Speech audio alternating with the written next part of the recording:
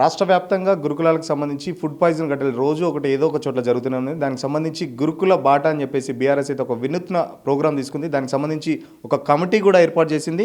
ఆ కమిటీలో చైర్మన్గా ఆర్ఎస్ ప్రవీణ్ కుమార్ మాజీ గురుకులాలకు సంబంధించి కార్యదర్శిగా ఉన్నారు. ఆర్ఎస్ ప్రవీణ్ కుమార్ మనతో ఉన్నారు. సార్, ఏంటి ఆ గురుకుల బాటకు సంబంధించి ప్రధాన ఉద్దేశం ఏంటి అసలు? ప్రధాన ఉద్దేశం మరి కాంగ్రెస్ పాలనలో పిట్టల్లాగా రాలిపోతున్న పిల్లల ప్రాణాలు, అదేవిధంగా బిడ్డల భవిష్యత్తును కాపాడాల్సిన అవసరం మా పార్టీ గుర్తించింది. ఎందుకంటే కేసీఆర్ గారి హయాంలో ఒక స్వర్ణయుగం చూసిండ్రు పిల్లలు, కానీ అలా కాంగ్రెస్ వాళ్ళ హయాంలో పిట్టలాగా రాలిపోతున్నాయి ప్రాణాలు. విషాహారం తిని చనిపోతున్నారు. ఇది భరించలేక మరి ఆ పిల్లలను రక్షించుకోవాలి. కాంగ్రెస్ వాళ్ళకు బాధ్యత రాహిత్యం ఉంది. వాళ్ళకి తెలంగాణ మీద ప్రేమ లేదు. వాళ్ళకి కేవలం డబ్బు మీద ప్రేమ ఉంది. ఆ డబ్బుల మూటలను ఢిల్లీకి మోయడం మీద ప్రేమ ఉంది, అంతే తప్ప ఇంకోటి లేదని చెప్పేసి మా వర్కింగ్ ప్రెసిడెంట్ కేటీఆర్ గారు ఈ ప్రోగ్రామ్ను డిజైన్ చేశారు. దానికి మరి నన్ను ఆ ప్రోగ్రాంకు చైర్మన్గా ఉండమన్నారు. వారికి హృదయపూర్వక ధన్యవాదాలు.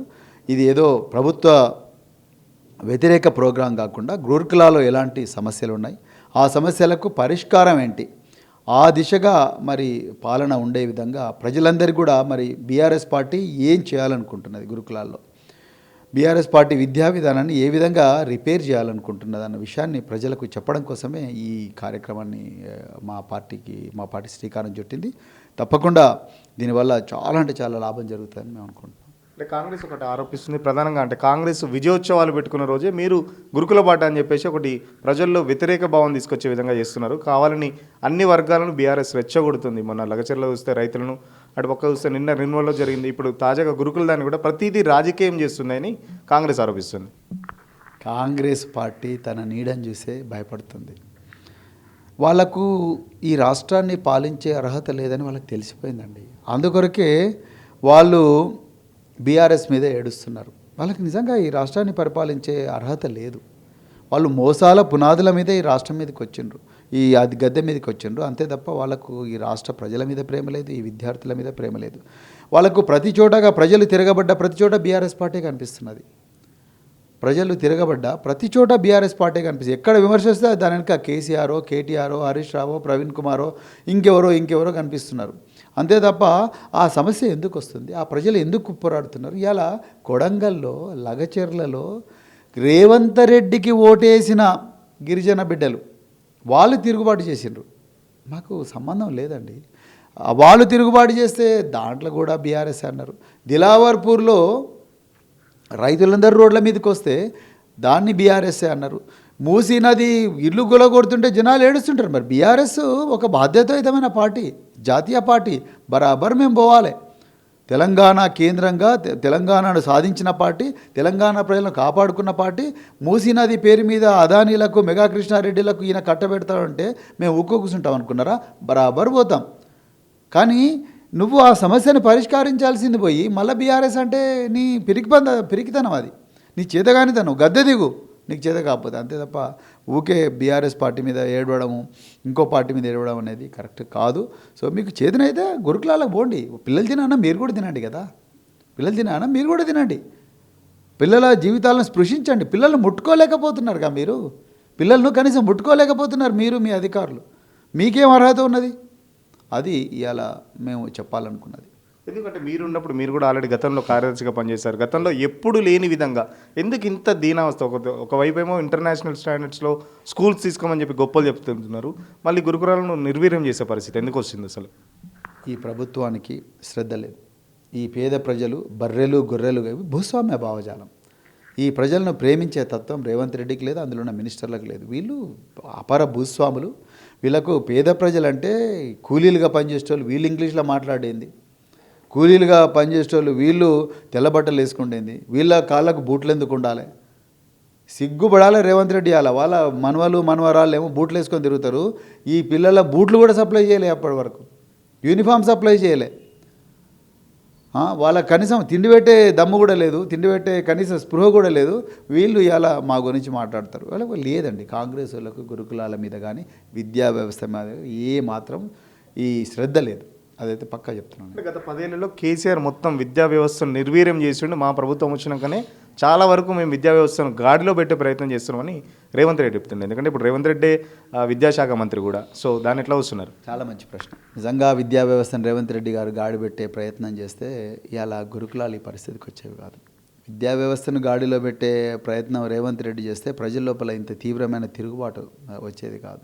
ఇలా విద్యా వ్యవస్థను గాడిలో పెట్టే ప్రయత్నం ఈ ముఖ్యమంత్రి చేస్తే ఇలా పిల్లలకు స్కాలర్షిప్స్ వచ్చేవి, మెడిసిన్ వచ్చిన పిల్లలకు ల్యాప్టాప్ కంప్యూటర్లు వచ్చేవి, వాళ్ళకి 50,000 రూపాయల పారితోషికం వచ్చేది. అది ఏది చేయడం లేదు ముఖ్యమంత్రి. ఇలా పిల్లలు ఎయిర్ బస్ ఎక్కే పిల్లలు, ఎర్ర బస్ ఎక్కే పిల్లలు ఎయిర్ బస్ ఎక్కేవాళ్ళు. ముఖ్యమంత్రి ఒక్కడే ఎయిర్ బస్ ఎక్కుతున్నాడు. 28 సార్లు 29 సార్లు ఢిల్లీకి పోతున్నాడు. మంత్రులు ఏమో పక్కనున్న నల్గొండకు కూడా హెలికాప్టర్ తీసుకొని పోతున్నారు. మరి పిల్లల పరిస్థితి ఏందండి? వాళ్ళకి లేదండి, వాళ్ళకు నిజంగా లేదు. వాళ్ళు భూస్వామ్య భావజాలంతో పేద ప్రజలంటే చాలా వివక్షతో చూస్తూ ఉన్నారు. వాళ్ళకి అది మేము విద్యా వ్యవస్థను రిపేర్ చేసినాం. బీఆర్ఎస్ పార్టీ గురుకులాలు 1000 గురుకులాలు పెట్టింది. ఎంత వేల మంది టీచర్లను రిక్రూట్ చేసింది బీఆర్ఎస్ పార్టీ. ప్రపంచ పడవలో నిలబెట్టింది తెలంగాణ విద్యా వ్యవస్థను. దాన్ని ఎట్లా కాదంటారండి మీరు? నాకు అర్థం కాదు. సో ఎట్టి పరిస్థితుల్లో కూడా కాంగ్రెస్ వాళ్ళకి అర్హత లేదు. వాళ్ళకి అర్హత ఉంటే నిజంగా యూనివర్సిటీలో పోయి కూర్చుంటాడు రేవంత్ రెడ్డి. ఎందుకు పోతున్నాడు మరి? క్లాస్ రూమ్లో కూర్చున్నాడా పోయి రేవంత్ రెడ్డి? ఎప్పుడన్నా వాళ్ళ మినిస్టర్లు కూర్చున్నారా? నిజంగా వాళ్ళకి విద్యా వ్యవస్థ మీద శ్రద్ధ ఉంటే ఎందుకు విద్యాశాఖ మంత్రి ఇప్పటివరకు లేడు? చెప్పండి చూద్దాం. సంక్షేమ శాఖ మంత్రి ఎందుకు లేడు? ఎక్కడ పోయింది ఎస్సీ సంక్షేమ శాఖ మంత్రి? ఎవరి గిరిజన సంక్షేమ శాఖ మంత్రి? ఎక్కడ ఉన్నాడు ఈ మైనారిటీ సంక్షేమ శాఖ మంత్రి? ఎక్కడ ఉన్నాడు ఈ విద్యాశాఖ మంత్రి? ఎక్కడ పోయినారు వాళ్ళంతా? 1 ఇయర్ నుంచి లేరు. ఎవరు నడిపిస్తున్నారు? రేవంత్ రెడ్డి నడిపిస్తున్నారు. ఆయనకి చేతన అవుతుందా? ఎక్కడ ఆయనకి చేతన అవుతుంది? రేవంత్ రెడ్డికి అయ్యే పని కాదు. అందుకొరకే రిజైన్ చేయాలి. వీళ్ళకి వల్ల కాదు. విద్యా వ్యవస్థను కుప్పగూల్చింది. తెలంగాణకుండే అత్యంత అద్భుతమైన వనరండి విద్య. 1 కోటి మంది విద్యార్థులు, వీళ్ళందరినీ మెరుగలాగా తీర్చిదిద్దాలని ఒక అద్భుతమైన ప్లాన్తో పోవాలి. కోడింగ్ స్కూల్ పెడితే బంద్ చేస్తేవి, పీజీ కోర్సులు బంద్ చేస్తేవి, అద్దె కట్టకపోతేవి, తాళాలు వేసుకొని పోతున్నారు స్కూల్ యజమానులు. ఇంకా నీకు ఏం శ్రద్ధ ఉన్నది? అరే పిల్లలకు ఆరోగ్యం బాగాలేదురా బాబు, మంచి హాస్పిటల్లో చేర్పించామంటే డాక్టర్ లేని ప్రభుత్వ హాస్పిటల్లో చేర్పిస్తావు. ఎట్లా చూడాలి? 50 మంది పిల్లలు చచ్చిపోతారా? ఎక్కడుంది విద్యా వ్యవస్థ ఇక్కడ? నీ పిల్లల్ని హాస్టల్లో పడుకోబెడతావా? నువ్వు నీ పిల్లల్ని హాస్టల్లో పడుకోబెట్టలే, అది లేనప్పుడు నువ్వు మరి ఆ విద్యాశాఖ మంత్రికి ఎందుకున్నావు?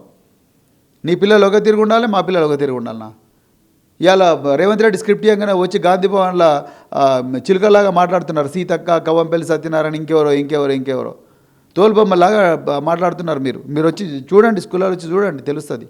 మీ పిల్లల్ని చదివించండి. ఆడ కాంగ్రెస్ ఆరోపిస్తుంది గురుకుల వెనకాల పెద్ద కుట్ర జరుగుతుంది, దాని వెనకాల ఆర్ఎస్ ప్రవీణ్ కుమార్ ఏమన్నాడు? తీయమనండి, అది తీయమనండి, సాక్ష్యాలతో రమ్మనండి. I will be very happy. రమ్మనండి, వచ్చి వెంటనే ప్రవీణ్ కుమార్ అరెస్ట్ చేయమని చెప్పండి, చెర్లపల్లి జైల్లో పడేయండి.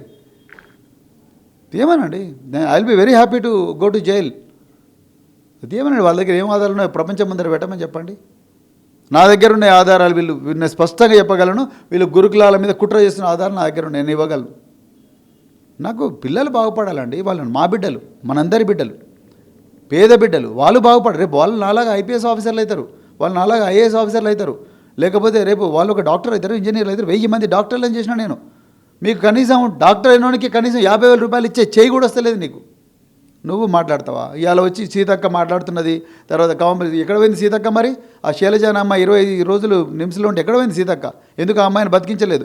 ఎందుకు ఆ వాంకిడి గ్రామానికి పోలేదు? ఇదే సీతక్క మరి ఆదిలాబాద్ ఇన్ఛార్జ్ మంత్రిగా ఎందుకు పోలేదు ఆమె? ఇవాళ వచ్చి మాట్లాడుతున్నది నా మీద. సో వీళ్ళకి అర్హత లేదండి. వీళ్ళకి కేవలం పదవులు కాపాడుకోవాలి, తద్వారా వచ్చిన డబ్బును వాళ్ళు కొంచెం తీసుకోవాలి, ఢిల్లీకి పెద్దలా కొంచెం పెట్టాలనే దాంట్లోనే ఉన్నారు. తెలంగాణను దోచుకుంటున్నారు ఈ దుర్మార్గులు. వీళ్ళు అర్జెంటుగా గద్దె దిగాల్సిందే, లేకపోతే మా బిడ్డలు చచ్చిపోతారు. కుండసురిక వ్యాఖ్యలు కూడా చూస్తున్నాం గతంలో. ఎందుకంటే ఇంటి దగ్గర నుంచి తెచ్చుకున్న ఫుడ్తోని ఫుడ్ పాయిజన్ అయింది. నిన్న కోర్టు కూడా కురుకురే తింటే ఫుడ్ పాయిజన్ అయింది అని చెప్పి కొంచెం సిల్లీ థింకింగ్స్ కూడా చేస్తున్నారు వాళ్ళు. ఎట్లా? అదే కాదు, సిల్లీ పీపుల్ సిల్లీ థింకింగే చేస్తారు బ్రదర్. వాళ్ళకు జ్ఞానం లేనోడిని అధికారం మీద కూర్చోబెడితే అట్లనే ఉంటుంది. సిల్లీ పీపుల్ సిల్లీ థింకింగ్ చేస్తారు. వాడు మూలాలకు పోయే ఓపిక లేదు. ఎంతసేపు గాంధీ భవన్లో అబద్ధాలు చెప్పడం, దాని తర్వాత సాయంత్రం కాగానే మందు పార్టీలు చేసుకోవడం, ఆ మందు పార్టీల వీడియోలంతా కూడా వాళ్ళ గ్రూప్లో సర్క్యులేట్ చేసుకోవడం.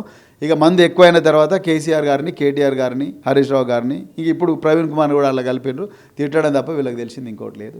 పెద్దగా తెలంగాణ ప్రజలు వీళ్ళను విస్మరించిండ్రు, తిరస్కరించిండ్రు. రాబోయే రోజుల్లో బొంద పెడతారు ఈ పార్టీని. ఫైనల్గా మీ గురుకుల బాటకు సంబంధించి, ప్రోగ్రామ్ సంబంధించి గవర్నమెంట్ దగ్గర నుంచి మీకు అనుమతి లభిస్తుంది అనుకుంటారా? ఇటు ఈ మధ్యకాలంలో మీరు ఏ ప్రోగ్రామ్ తీసుకున్నా, అంటే బీఆర్ఎస్ పార్టీగా యాజ్ ఎ పార్టీగా అక్రమ అరెస్టులు కానీ నైట్ అరెస్ట్లే, హౌస్ అరెస్ట్లే మొత్తం జరుగుతున్నాయి కదా, మీ ప్రోగ్రామ్ సక్సెస్ అవుతుందని మీరు అనుకుంటున్నారా? బరాబర్ అవుతుంది. గాలికి అనుమతి ఉంటుందా? నీళ్ళకి అనుమతి ఉంటుందా? నీళ్ళు అనుమతి తీసుకొనే మన చెర్లలకు వస్తాయా? నీళ్ళు అనుమతి తీసుకొనే మన పొలాలకు వస్తాయా? గాలి అనుమతి తీసుకొనే మన ఊర్లలో వీస్తుందా? ఇది కూడా అంతే. బీఆర్ఎస్ అనేది ఒక గాలి, బీఆర్ఎస్ అనేది ఒక నీరు, బీఆర్ఎస్ ఒక ప్రకృతి. దీన్ని ఎవ్వడు కూడా ఆపలేడు. రేవంత్ రెడ్డి కాదు కదా, వాళ్ళ జేజమ్మలు కూడా ఎవరు ఆపలేరు. బరాబర్ మేము పోతాం. ఆ పిల్లలు మా పిల్లలు, ఒక తండ్రి ఒక బిడ్డల మధ్యలో ఉండే సంబంధమే బీఆర్ఎస్ పార్టీ తెలంగాణ మధ్యలో ఉండే సంబంధం. దాన్ని ఎవ్వడు కూడా ఆపలేడు, ఏ శక్తి కూడా ఆపలేదు. మీరు ఎన్నన్నా కేసులు పెట్టుకోండి, మేము జైలకన్నా పోతాం, మీరు ఎన్నన్నా పెద్ద పెద్ద తాళాలు వేసుకోండి, మా పిల్లలను మేము కలుస్తాం. 600 అయినా మేము కలుస్తాం. ఖచ్చితంగా గురుకుల పాఠకు సంబంధించి మేము ఎట్లాగో వెనక్కి తగ్గేది లేదు. ఎందుకంటే గురుకుల పాఠశాలకు సంబంధించి విద్యార్థులకు న్యాయం జరిగే వరకు బీఆర్ఎస్ ఖచ్చితంగా పోరాడుతుంది. ఒకవేళ నేను ఏదైనా కుట్రలు చేసినట్టుంటే దానికి సంబంధించి ఆధారాలతో సహా బయట పెట్టమని నేనే చెప్తున్నాను. ఆ ఛాలెంజ్ స్వీకరిస్తున్నాను. దమ్ముంటే నన్ను అరెస్ట్ చేయండి అంటూ కూడా ఆర్ఎస్ ప్రవీణ్ కుమార్ సవాల్ విసురుతున్న పరిస్థితి. సీతక్క ఇప్పుడు వచ్చి మాట్లాడుతుంది. మొన్న అమ్మాయి చనిపోయినప్పుడు ఏడమైంది, కొండా సురేఖ ఎక్కడికి పోయిందని చెప్పేసి చాలా బాహాటంగానే ఆర్ఎస్ ప్రవీణ్ కుమార్ అయితే ప్రశ్నిస్తున్న పరిస్థితి. కెమెరా పర్సన్ అభిలాష్తో సురేష్, పల్లవి టీవీ, హైదరాబాద్.